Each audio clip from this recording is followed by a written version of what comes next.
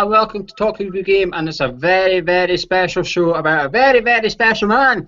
On Saturday, when West Ham United play Sunderland, big Sam Allardyce returns for the first time since leaving in the summer. I'm Gio from Hammer's Chat, and I've got two people from Hammer's Chat who are just itching to get their say on Sam Allardyce. I've got Gonzo and Tom. Gonzo, come on then.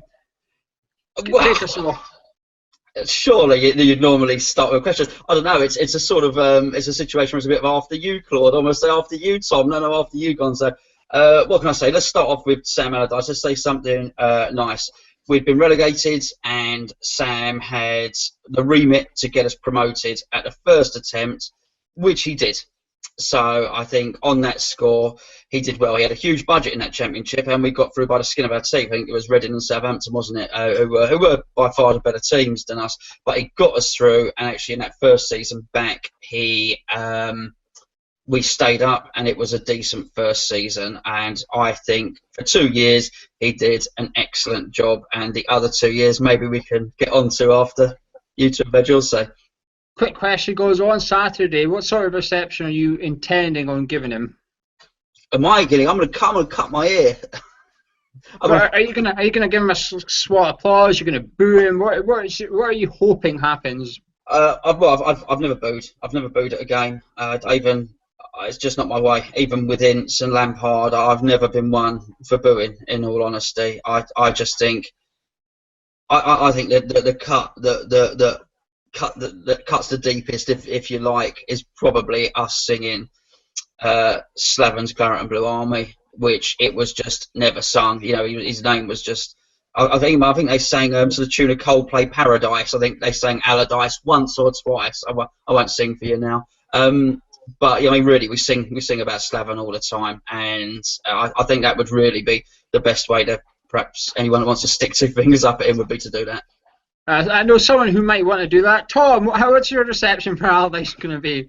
I'm in Gonzo's pool, but I'm not one for booing. You know, I mean, I didn't like this. I'm totally agree with Gonzo. The first 2 years he was brilliant for us. The last 2 years was just dread awful, really. You know, it was painful to watch some of the tactics sometimes. You know, but no, I'm not one for booing. I mean, but in the day, I totally understand if people do boo after his comments in his autobiography, which he released, and you know, he stuck up for the comment about it. We're all deluded, apparently. You know, we're deluded fans, and yeah. So I understand why people do want it, but me personally, I won't boo. But I'm not going to be one that's sort of, oh, you can't boo, like, you know, because that's people's own opinions, isn't it? Really, but yeah, that's my opinion.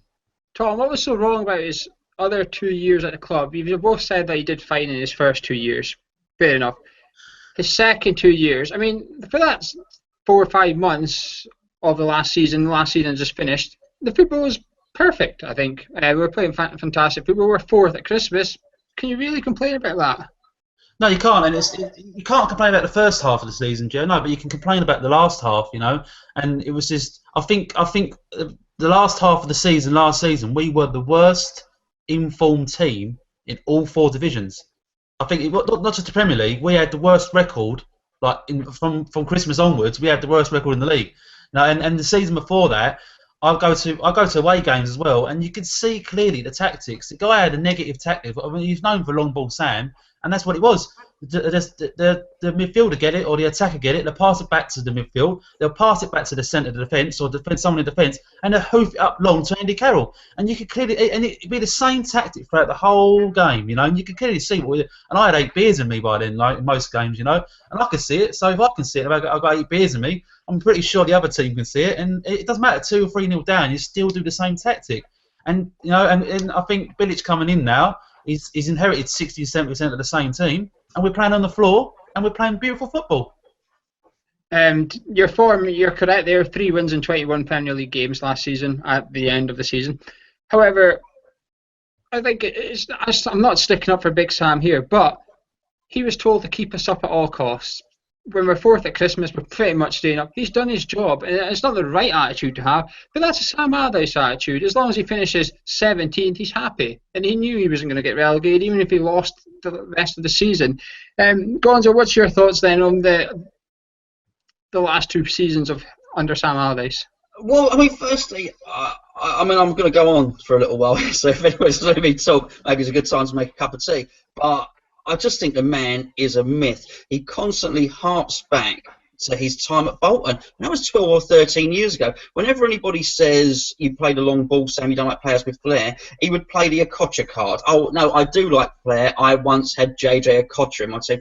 And you know what? It just wore a little bit thin. He does have a style of play. And the reason, in my opinion, we were so good at the start of last season was injury forced it upon him. Okay, there was no way that he would normally have played. And don't forget, even Zarate was playing in that team before he outed him. We had Stuart Downing was playing in the central. Downing was so good he earned an England recall. Nolan wasn't in the team. Okay, and we had a lot of people said Valencia and Saka were up front. We weren't playing a two, but anyway, they combined very, very well. And basically, Allardyce was playing a bunch of smaller players and players that had been bought for him by Tony Henry. Basically, he had stopped recruiting at that point. So we had Chiazza, we had Cresswell, and that team was forced on him, and he was forced to play a style of football that was really alien to him. And the biggest damning indictment you can say about Sam Allardyce is the moment he had the opportunity to change it, when Carroll and Nolan came back, he did it. Downing went straight back out to the wing and then started playing like he had for all his other time at West Ham. He dipped away from the form. At that time, before that happened, he was outscoring Silva and Sanchez in terms of assists and stuff like that. Moved him back onto the wing. He actually said in the press conference, we have to find a way to get Kevin Nolan and Andy Carroll back into the team. Why? We were in the top four. We absolutely capitulated, and we got hammered. Anyway, it's probably someone else's turn to talk.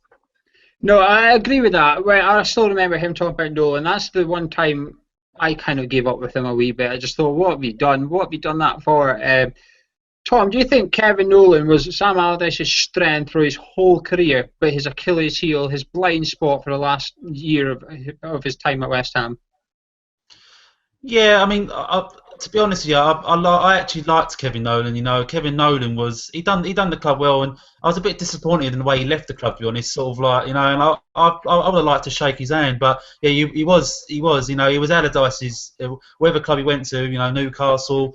He followed Allardyce, you know, and he was Mr. Law. I mean, I think they've got Villa together in Spain, haven't they? They've got Villa side by side. So you know, it says it all, isn't it? Man? Yeah. So no, but I like Nolan, and yeah, he was. I mean, yeah, Allardyce he's had to play him, didn't he? It doesn't matter. It doesn't matter if he had a better audition than Nolan. Allardyce would end up playing him. Yeah, well, I've got a couple of quotes here from his book. Let's pull out this one first. Gonzo, you can tell me what your thoughts on this one.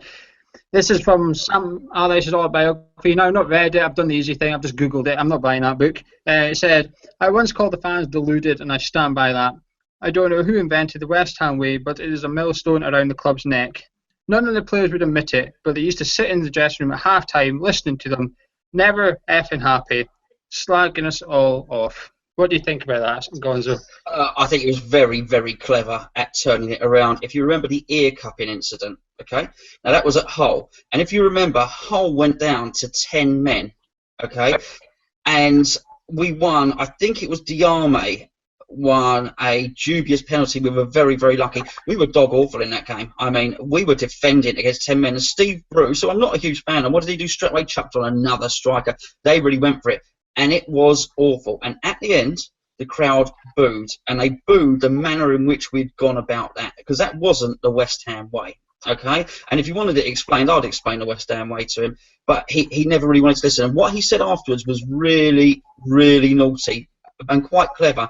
He said, I couldn't believe the way the fans turned on the players. He said it in the press afterwards, and I couldn't believe it. And I just thought, you know what, mate? The fans weren't turning on the players at all. We were booing you. We were booing the way you'd set up, and we were booing the fact that you send out these negative teams. The guy has got a reputation as setting up defensively sound teams and a reputation as long ball. I don't think he was that long ball. I just think he played a pass and stand still game.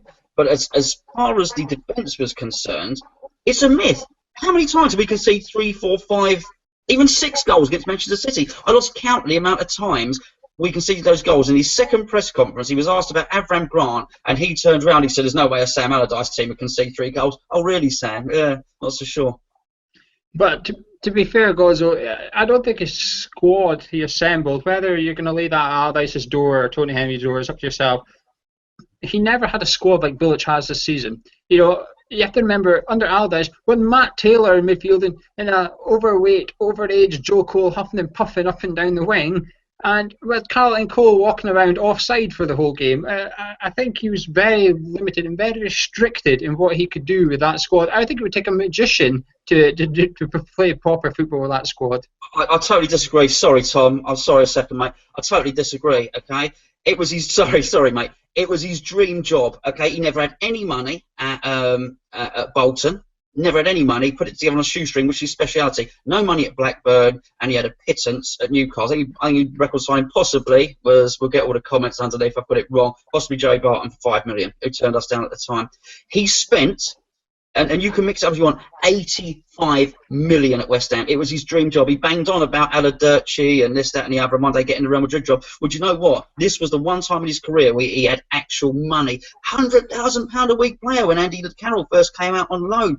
Players from Barcelona. I mean, it was his absolute dream. And he messed it up, seeing as we're keeping it clean.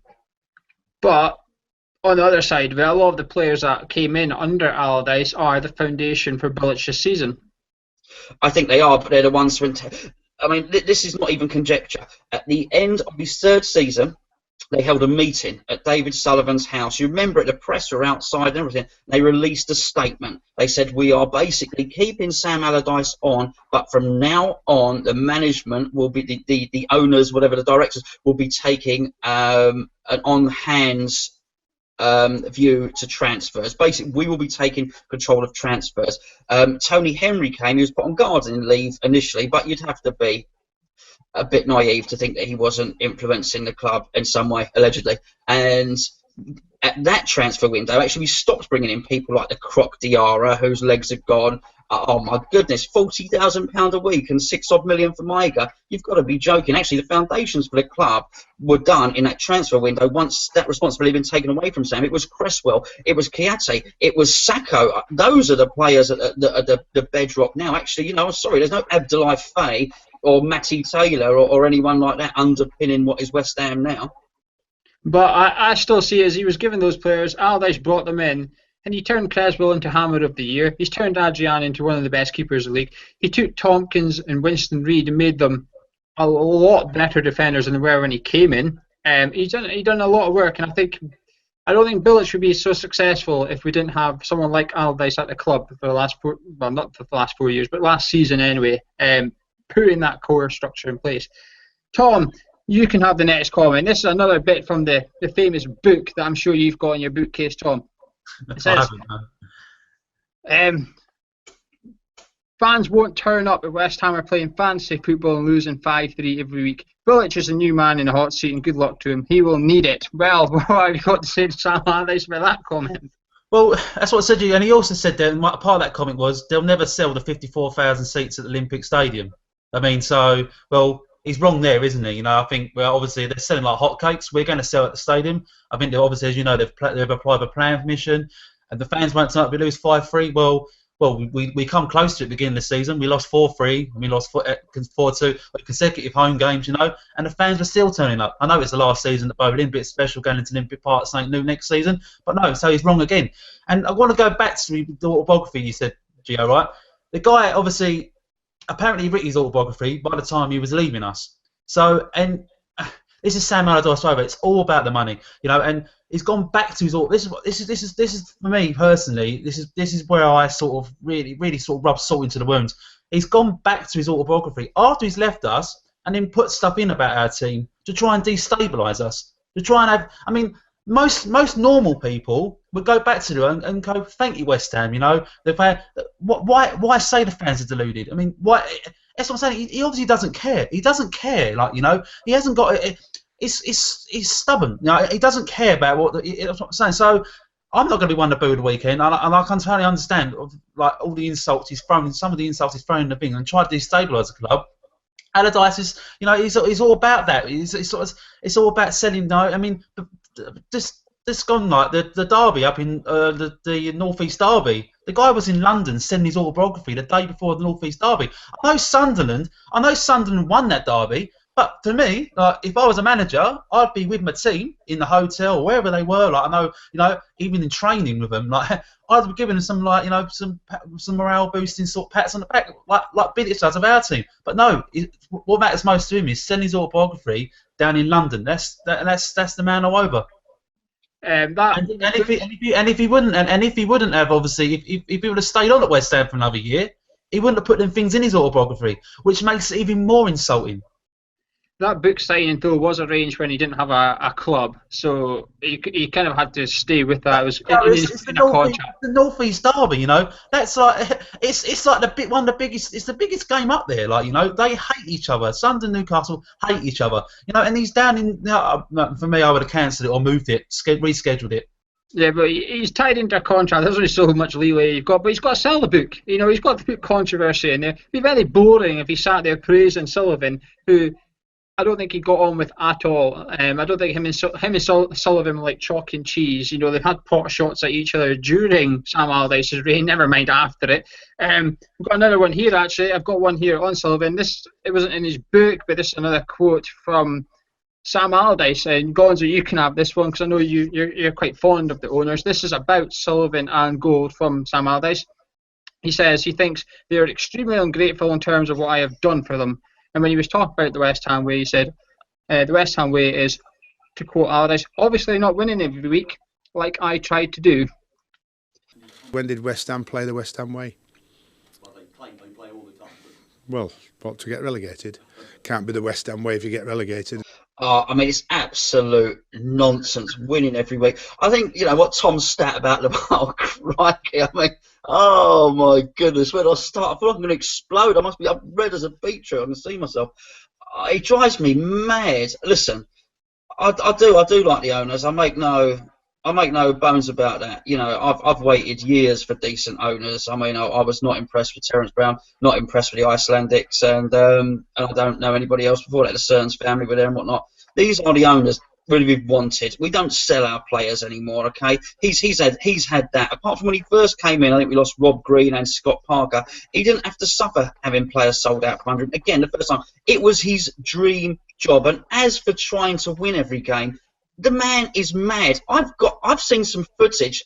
In fact, I'll edit this and I will cut and paste it in right here or something. It's the fact that it's a results-driven business. You can't expand and open up against the Chelsea because you get beat 5 and 6-0. And what he said is, he was going to Chelsea and he said you can't go to a team like Chelsea and win. Otherwise you get thrashed 4 or 5-0 or something like that. Actually, what you have to do is take a draw at those games and then try and win the other games. And you've only got to look at this season. What a low expectation. What a terrible attitude to have. Actually, Bilic said, you can beat Chelsea, you can beat Liverpool, beat Man City, we'll beat Arsenal, we'll beat who we want. And another damning indictment about him is he sets himself up to say he's a defensive manager. Well, do you know what? Bilic is a better defensive manager than he is and still manages to attack more and score more goals. I'll tell you something else as well. We had Nene last season. Before we had Wellington Paulista. We had the other one. His name escapes me. Brian Montenegro. Every season there would be a lone player who added a bit of flair. What would happen is the chairman would go out. I think it was David Son would go out and think, I'll have to add a bit of flair. I'll get a flair player on loan. And Allardyce just wouldn't play him. I tell you this now. If Allardyce was still at the club, Lanzini would be sat on the bench like Wellington Paulista was on Nene and not get on because he wouldn't trust him. He'd think, he's too skinny, he's a fancy Dan. And as ridiculous as it sounds, I think there's even a possibility Payet may have been behind Nolan in the pecking order. And that, Your Honour, I'll rest my case, Just to go back to your very first point there about the players leaving, 16 players left in the summer that Allardyce came in. We took in 11, so he had a massive rebuilding job to do. People say, we've gone up through the playoffs. We were only 3 points off the league leaders. We weren't that far away from the top table. And if Pellegrini isn't going to win the title with City this season, it doesn't make Pellegrini a poor manager. It just means you've got a very difficult job to do. The one thing I am going to say in Sam Allardyce's case is he's a results manager. Sport, at the end of the day, football is a sport, and sport's about results. It's not about entertainment. If you want entertainment, go to the cinema. I know you two say you don't boo.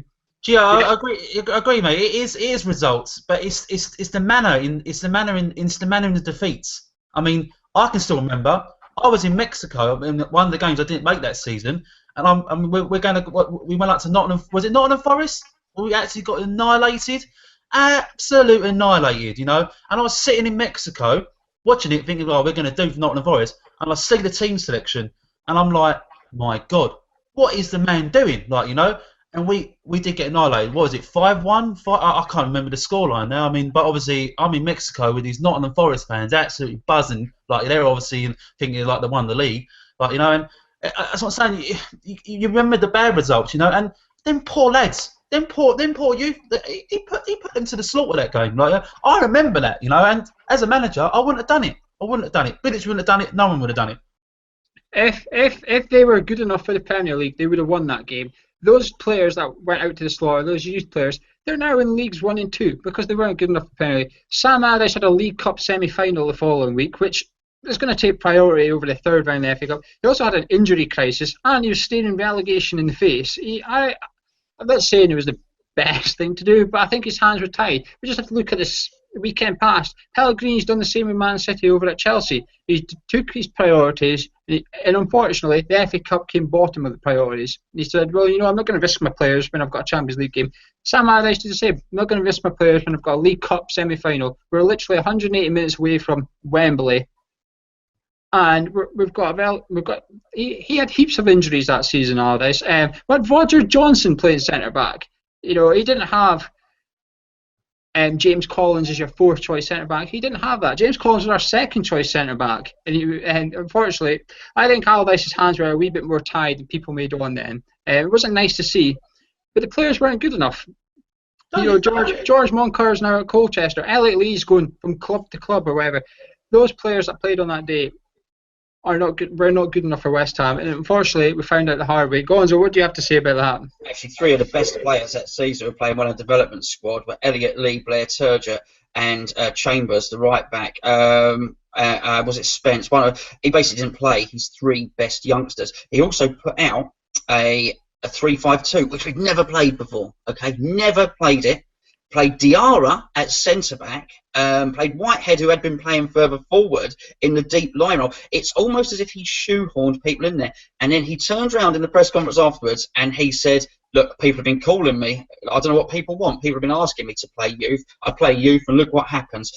I'm pretty sure he did it to prove a point, because that's not how you play youth. What you do is you put 3 or 4 of them in amongst some other players. And if he didn't have the squad he wanted, that was his problem, because the owners supported him. Like, no, he's had more money than any other West Ham manager in the history. And in fact, he's broken the transfer record twice with Jarvis and Carroll, shows that. And even Bilic hasn't had that much to spend. So I do. I think his cup record is awful. There's a reason that man has never won a trophy. 20 years. And do you know what? And he has little digs at Martinez. Yes, he got Wigan relegated, but Martinez has got a trophy. You know, Laudrup's got a trophy. Coming in, got a trophy. What's his name? At Birmingham, McLeish. He got a trophy. Redknapp's got a trophy. You know, McLaren's got 2 or 3 trophies. I mean, I'm sorry, it's just a myth that he plays winning football and it's a results business. I think our 3 worst runs in something like the last 80 years all came under Allardyce. No, just not for me, mate. But Gonzo, if you ask the owners, what would you want? Do you want a cup and get relegated, or to stay up but you throw the cups? They'll take the second option every time. But it's funny that you give that what I'd call a magician's choice, which is actually almost no choice at all, because it was Allardyce used that a lot, not that particular one all the time, but he would say, well, look, if you want to stay in the league, this is what you're going to accept. And I just think Bilic has exploded that myth, and not actually just Bilic. If you look, what Sam Allardyce would say, you know, I am the guy if you want a safe pair of hands that will steer you clear of relegation. But actually, that job that Allardyce professes to do, actually Mark Hughes, Pardew, and arguably Tony Pulis do it a whole lot better. And in particular in Mark Hughes, and I know he's just spent 80 million on the player and in the summer Shaqiri, but actually before that, Mark Hughes was spending a lot less money than Allardyce and producing better results and a far more attractive team. It's almost as if you want to survive in the league, you've got to play turgid football. Absolute nonsense. Absolute nonsense. I'm not going to let you have Mark Hughes there after the job he did at QPR. I'm not gonna accept the Mark Hughes one there. I get your point, but I'm not going to accept that Mark Hughes one. But Tom, what are you thinking? You've been listening to me and Gonzo have a Barney. No, I mean, I want to be. I mean, I'm not going to, as I say, I'm personally, I'm not going to boo the guy, you know. But I'm not. Before the insults in the or the little digs, not insult, little digs in his autobiography, I probably would have said thank you to him. But I'm not even going to give him the light of day. As Gonzo said, we'll sing Slaven Bilic's Clout and Blue Army. We'll also sing We Play on the Floor. That's what we do now. We don't no longer hoof the ball up. And if we do hoof the ball up, you know, it's obviously because it's like the last sort of 10, 15, and Andy Carroll's come on, and it's a change in tactics. You know, it's a worn-out team. That's what I'm saying.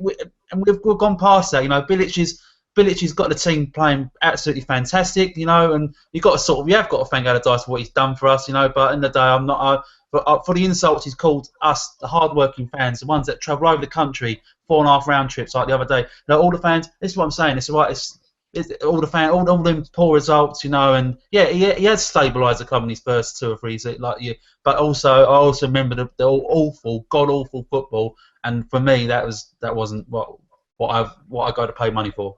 Also, in terms of the club, I spoke to a senior player, and a favourite. And I can't say that, it wouldn't be fair to, but to be fair, I'll get him on, and I'm pretty sure he'll say it himself, but. A favourite, real favourite, a West Ham favourite, a West Ham legend in many respects, and he told me that Allardyce had no respect for the history of the club, and he said it was actually true in the training ground. He did take a lot of those old photos down and whatnot. But the thing that really hit home, it's quite apt now because we got the anniversary of the great Bobby Moore coming up, and it was really when it had been that time again, and as if you remember, Stephanie Moore and the kids came onto the pitch, if you remember, at the Boleyn, and he was asked in a press conference about Bobby Moore, and he just never connected with the fans, Sam. He was always happy to have a little sly dig, and he turned round and he said, well, yeah, no, he said, of course, Bobby Moore was a great player. I always remember Bobby Moore as being a Fulham player, and it was things like that, you know, and I'll tell you something else he said as well. I'll tell you something else he said. When he was asked his first press conference, he said, yeah, the West Ham way and losing can't be the West Ham way and all that. He said, you know, West Ham have got a soft underbelly. And to be fair, I think he had a point. We are a yo-yo club, and absolutely, I'll take all of that on the chin. But what we would traditionally have, we'd play good football, we'd go down, we didn't mind, we'd pack out the stadium, cry. We won the FA Cup, we were in the division below. That wasn't a problem. But what he says when West Ham had a soft underbelly, and he always used to like coming to West Ham as a player because he always knew that he would win. And it was on one of the websites, they actually produced his record, and it turned out Allardyce had only visited the Boleyn on 2 occasions, once with Millwall and once with Notts County, and one of them was a 0-0 draw, and the other one was a 5-1 loss. It was just complete porky pies. Complete porky pie. So, time for our final thoughts. I'll kick this off. Since I was being the most pro Allardyce, I wasn't his biggest fan. The football wasn't the best, but I still think he is a results manager. You knew what you were getting with Allardyce. Now, when we went down, we were in danger of not disappearing as a football club, but becoming stuck in the Championship and becoming stuck in the lower league football, and we needed someone to get us up. At the first time we were asking, well, that being stuck in the lower league could have become a reality. It was intense pressure, hence why he was the 13th paid highest manager in the world at £3 million sterling a year, €3.5 million a year, same as Roy Hodgson was on at England. But he got us up. He stabilised us. I think he was here 12 months too long. I will say that. I don't think he should have been given that last year he was here. I will say that much. But football is a results game. He's a results manager. If I go to the cinema and I see a film I don't enjoy it, I don't stand up and boo at the end of it because I wasn't entertained enough. I just get on with it and move on. Sport is unfortunately competitive. It's all about results. That's what Allardyce says. Thank you very much, Sam. We've now upgraded. I'll get my final thoughts from you, Gonzo. Oh, I don't know. I mean, there's not a lot that does have to be said apart from the fact that the the club were in a perilous state, but and he did get us up, and he certainly outstayed his welcome. I think if he'd have left after 2 years, he'd be remembered quite differently, actually. But I've got to, as I still say, I think he was really well supported financially. I think the club was in a perilous state because of the financial predicament, and actually that was really the Icelandic situation. And I've got, again, you've got to thank the owners for coming in and making us not a selling club and doing what they've done now. As far as Allardyce is concerned, at the end of the day, he almost built a great team, but when we were full, it couldn't help himself, and his default setting cut in, and he reverted to his tactics. And if he'd have just not been quite so proud of himself and just thought, hold on, I've stumbled, if he'd admitted, I've stumbled across something that works here. Oh, Sacco's good, because he wanted Connor Wickham, let's be honest with you. I mean, David Sullivan and Tony Henry went out and found Sacco in Metz. If he'd have just said, you know what, I've stumbled across something here, okay, well, I bought him as a winger, but Downing's all right as attacking midfielder. I've got these two quick fellas up front. I'm going to go with this. Do you know what? I'm going to leave Andy, you're going to be a sub or whatever. If he'd have just gone with that, I think he possibly may well still be here today. But when it came to the crunch, he couldn't help himself. And I think that's how I'll remember him. I think that sums him up quite well, unfortunately. Tom, your final thoughts, please. Yeah, as I said, I'm not going to. I mean, I wanted to thank him obviously before the sort of insults in his autobiography and that, but I'm not going to thank him. I know in the day because he, as you said, he was one of the highest paid managers, and all he's doing is getting paid to do his job, which in a way he did do, And yeah, there is certain professions in life that you obviously do thank: paramedics, firemen, all these. Them sort of people obviously get paid, but they deserve praise as well. But Allardyce got paid a hell of a lot of money, and so he done the job, and then the day that's it. But the insults and things, and and taking the slight little digs of things about the fan, the hard-working people that graft, all Monday to Friday all week, all different shift patterns, and having insulted them, it's just laughable, isn't it? Really, and I'm not going to boo the weekend. I can totally understand the people that want to boo, obviously, because he has sort of really took the piss out of some people. Oh, sorry, I shouldn't swear, but he has sort of, So no, in the day, I can understand people want to boo, but I'm not going to boo. But no, that's it.